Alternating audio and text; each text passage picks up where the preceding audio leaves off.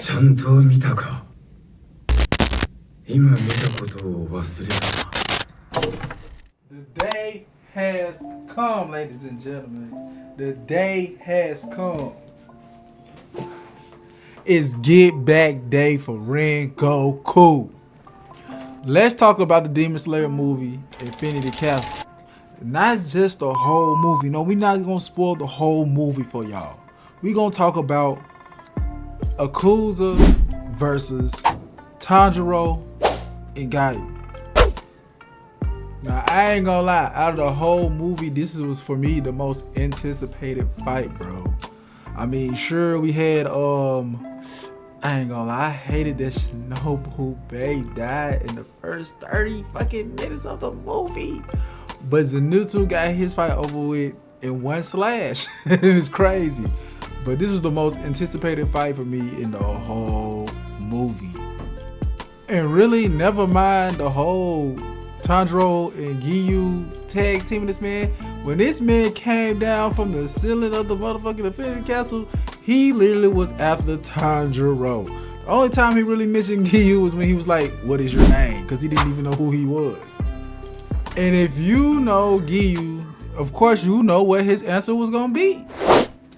And I ain't gonna lie, even though they had a little funny conversation where they had to state your name and I don't owe a demons my government credentials, Giyu was actually giving this man the work for a minute, even though he was using water style and Tanjiro using Hito Kamikara and different styles that I didn't even know that he even mastered with that though. Like, he actually had like a couple breathing techniques with that. So, and it's crazy how they gave a backstory with it or whatever, then described how he actually learned this technique from his father. And even though he learned that from his father, that boy Akuza was still giving them boys the work. I ain't gonna lie to you, bro, because Tanjiro run out of breath real fast and got set back for a minute, and Gayu had to take over.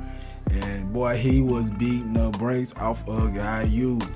Before we get to the nitty gritty, let's get to the backstories, because Tanjiro mid-fight wanted to know why Akuza was able to read and guess every little move or technique they had coming at him, and how he was able to dodge and throw licks within a matter of seconds. And it's crazy how Tanjiro actually figured it out. Yes, that's right, Boarhead Inosuke told and taught this man Tanjiro that the intent of kill would give off the position of where you finna land a lick on your opponent. And it actually helped him defeat Akuza in a way. So Tanjiro figured, learning from what Inosuke told him, that the intent to kill would make the opponent actually know where you finna try to land a lick at on them, meaning that he would have to get rid of the intent to kill. But first off, let's talk about, in the backstory, Tanjiro's father. His father would state that the Hino Kamikagura dance that he'd been doing for years eventually took a toll on him and his health and was leading to his sickness, which caused him to pass. But before Tanjiro could ever pick up a sword, his father would be the first person to actually show him how to be a swordsman. The first thing he would teach him would be showing him what losing the intent of kill would actually look like in battle. In the movie, it would be talking about how a bear was attacking nearby villages and killing people and eating them, and was making his way to their village. And it just so happened that they would put out bells on string that would alert them whenever the bear was near. Well, it just so happens a bell goes off while Tanjiro's father is sleeping, and he hears it. Before anybody else wakes up, he wakes up Tanjiro and he tell him, "Let's go. We gotta go see about this bear." Well, Tanjiro and his father make their way up this snowy mountain to apprehend this bear, and his father is seen giving the bear his warning: if you leave now, you will live. But if you decide to go forth, cross these bells, and attack the village and harm any one of my loved ones, you will die. And it's sad to say, the bear was hard-headed. And it will lead to a lesson where Tanjiro was shown how to lose the intent to kill from his father before he passed. Well, long story short, Tanjiro would use what he's seen and learn from his father against Akuza in a fight. And then him being able to dodge these moves start putting questions in Akuza's head, like, where did he learn this from? How is he getting stronger? I just knocked him out and he was just weak. And then it just started bringing back memories for Akuza. I mean, the way that Tanjiro was able to tap into this new state, he was able to see the muscle movements, the vibration in veins, and all this good stuff coming from every lick and every kick thrown from Akuza. It was kind of crazy, I ain't gonna lie. But let's get into the backstory of Akuza. Akuza's father died when he was 15 years old.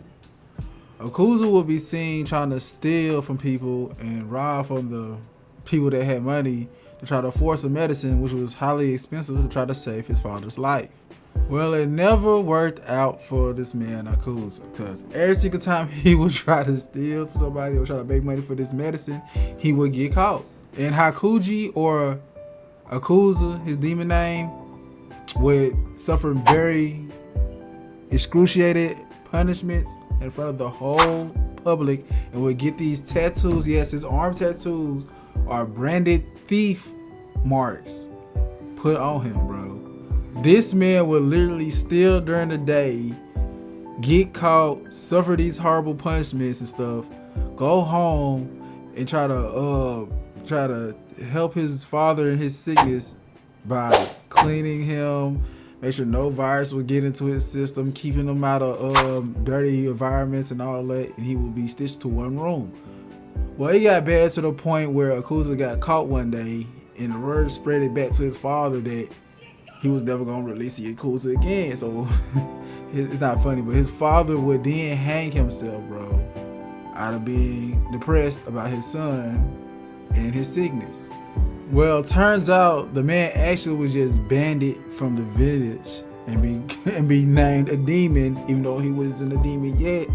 But he would somehow make his way back into the village, and then people would tell him how his father hung himself, and it went basically downhill from there. Well, in the movie, Hakuji, or Akuza as you want to say it, will be seen going to his father's grave, paying his respects to him, and then in a fit of rage, going to the village and attacking people. Well, in the process of actually laying out mostly everybody in the village, a dojo master would actually welcome him to his dojo, and Kuji, or Akuza if you want to say it, declined him. So he asked him, let's start over in the conversation, and I'll ask you in another way. And it was a fight, which, sad to say, Akuza did not win. All in all, in exchange for him teaching him and training him how to fight, he told him, you would have to take care of my daughter, who was also sick, on the times that you were not trained. And Akuza accepted. Well, even though he was uncomfortable with actually taking care of the master's daughter, because it kind of reminded him of how his father was before he passed, he still obliged and did it. The two would eventually become closer together, and he would like tell her, whenever you get healthy, we was gonna go see the fireworks, I was gonna take you on the bridge, and all this good stuff. Well, 3 years passed, and then it was a meeting between the dojo master, Akuza, and his daughter. And in the meeting, the master would tell him, hey, my daughter likes you, I know you like my daughter, and then it would lead to them getting married. Yep, at 18 years old, Akuza was married to his own master's daughter. Crazy. But what's even more crazy is she was the one that proposed to him, and he said yes. But it gets more crazy after that. The man's Kuji, Akuza, whatever you want to call him, went to his father's gravesite to pay respects to his father's grave after not being there for a while, after being trained by this dojo master and being with his sickly daughter. Comes back after visiting his father's grave to the dojo and find out that the master and his wife has been murdered by rival dojo masters. It's just crazy. Well, after coming back and finding out that the rival dojo masters poisoned the well water to kill him because they couldn't beat him and the master in a fair fight, and it was just them two versus like a gang of people, it sent this man Akuza on a murderous rage, and he went and killed everybody in the two rival dojo masters' whole estate. Well, Akuza was dying for the toll that it took from actually fighting that many people by himself and them actually having weapons and him using just his hands and feet, and he wasn't a demon yet, was about to die. But just when he was about to die, that man Muzan Michael Jackson pulled up on that man and said, "Hey, I'm looking for strong people to be demons, and I heard about you, and I want you." And guess what happened? Fist through the face. Welcome to being a demon. That man Muzan scrapped this man's memories of everything he loved and cared about and made him a demon bent on the love of being stronger. That is messed up.